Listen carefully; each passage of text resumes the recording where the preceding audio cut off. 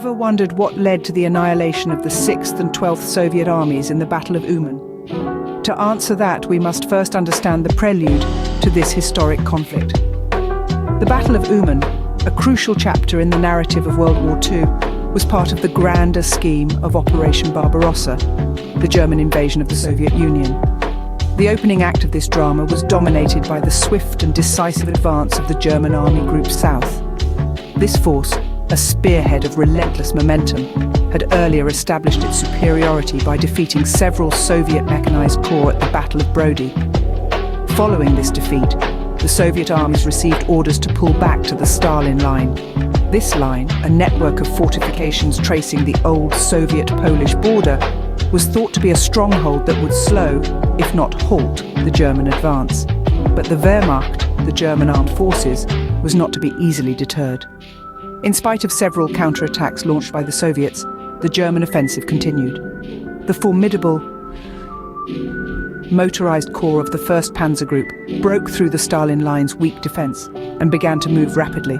This move flanked the right side of the 6th Soviet Army, tightening the noose around the Soviet forces. Further to the north, the mobile units of the 3 motorized corps also breached the Stalin Line and were closing in on Kiev. The German High Command's intention was to capture Kiev quickly. However, Hitler and his top brass insisted on a southern strike, a move that would ensure the encirclement of the Soviet troops. This stage was now set for a dramatic conflict. The players were in their positions, each side understanding the high stakes of the impending clash. The German forces were determined to continue their eastern offensive, while the beleaguered Soviet armies braced for the onslaught. In the opening days of the Battle of Uman, the task of encircling the 6th and 12th armies from the north and the east fell to the divisions of the 6th motorized corps. The die was cast, the gears of war were in motion, and the stage was set for one of the most significant battles of the Eastern Front. The stage was set, the players in position, and the Battle of Uman was about to commence. The Battle of Uman began with a strategic decision that would prove pivotal to the outcome. The German High Command found itself in a dilemma. The choice boiled down to either capturing Kiev swiftly or launching a strike in the southern direction, which would effectively encircle the Soviet troops. The road to Kiev was tantalizingly close, but the city was well fortified, and the rear communications of the 3 motorized corps were under constant attack from the 5th Army. As the strategists weighed their options, a compromise began to take shape.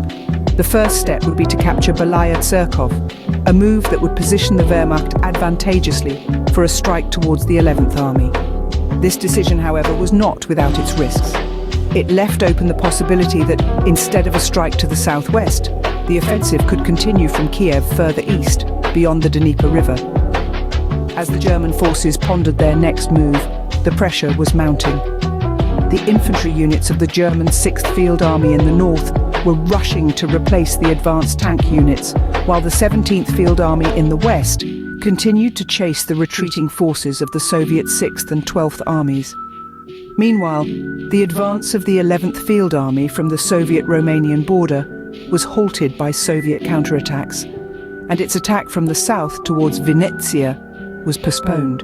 It was in this context that the strategic decision was made. The task of encircling the 6th and 12th Soviet armies from the north and the east would be given to the divisions of the 8th Motorized Corps.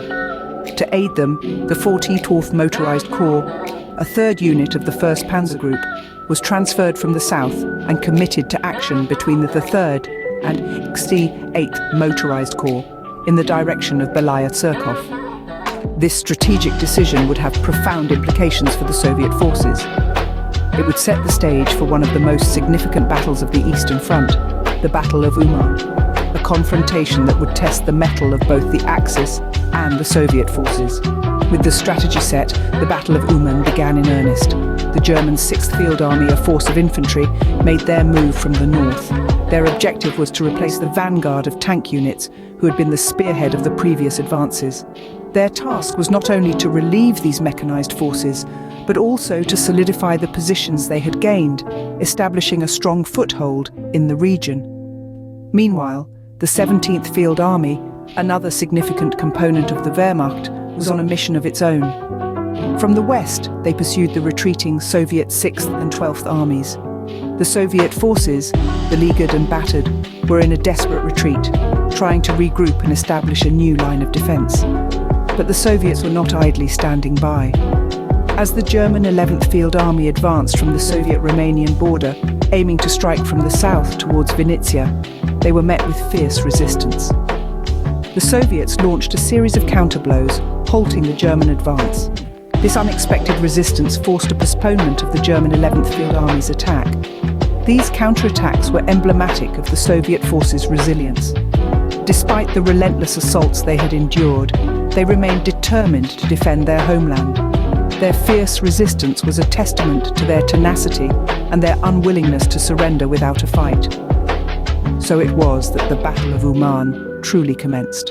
On one side, the German forces, efficient and ruthless, were executing their strategy with the precision of a well-oiled machine. On the other, the Soviet forces, though battered and depleted, were demonstrating a tenacious spirit, resisting with all their might. The stage was set for a clash of titans, a battle not just of military might but of wills, a battle that would leave its mark on the annals of history.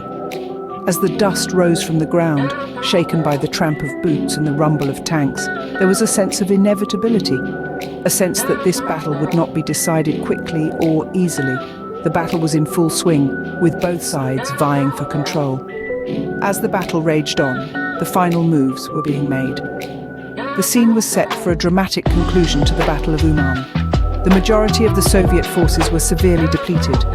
They had been withdrawing under heavy assaults from the Luftwaffe from the Polish border, and their mechanized units were virtually ineffective.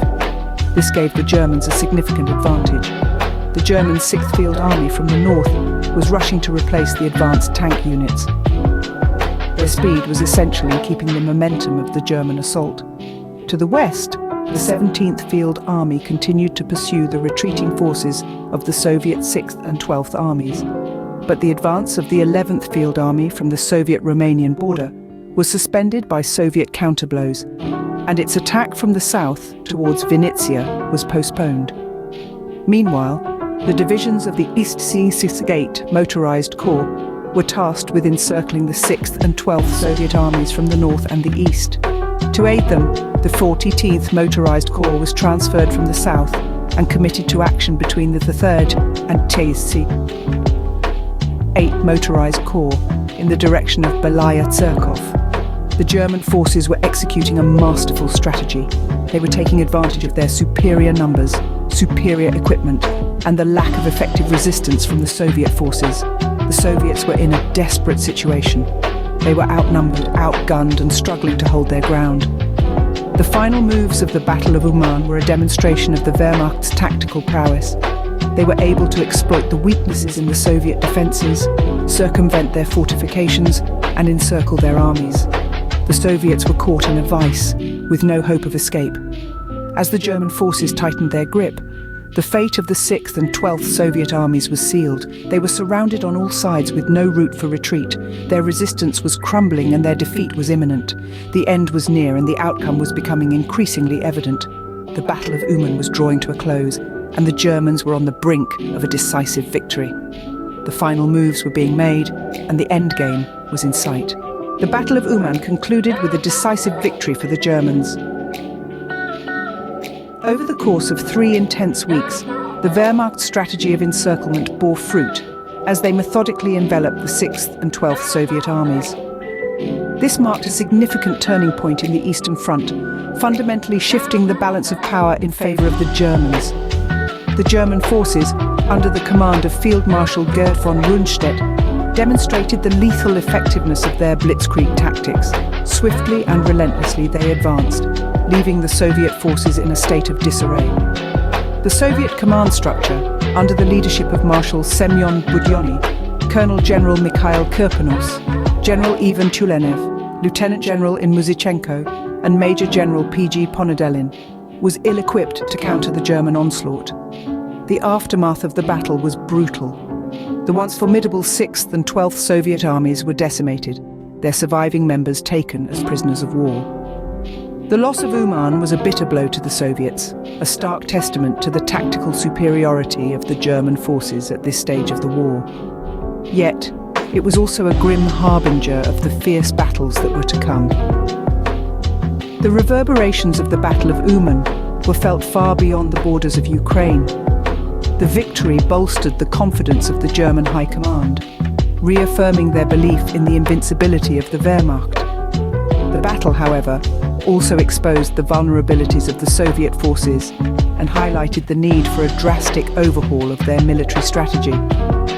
Despite the devastation, the Soviet command did not falter. In the face of adversity, they began to rethink their approach, laying the groundwork for a counter-offensive that would eventually turn the tide of the war. The Battle of Uman was a stark reminder of the brutal realities of war and a demonstration of strategic prowess that would have lasting implications on the Eastern Front. It was a chapter of World War II that showcased the sheer force of the German military machine and the resilience of the Soviet Union in its darkest hour.